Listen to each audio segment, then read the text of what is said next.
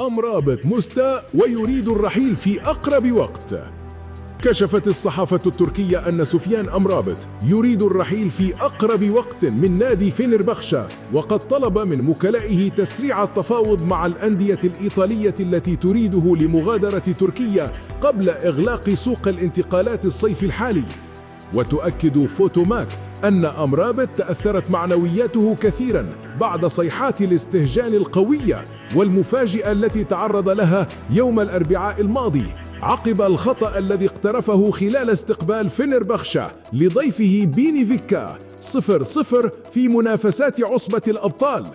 ويرى أمرابط وفق ذات المصدر أنه فقد الاحترام، وبالتالي لم يعد يشعر بثقة الجماهير، وهو ما قد يكون له تأثير سلبي كبير على معنوياته.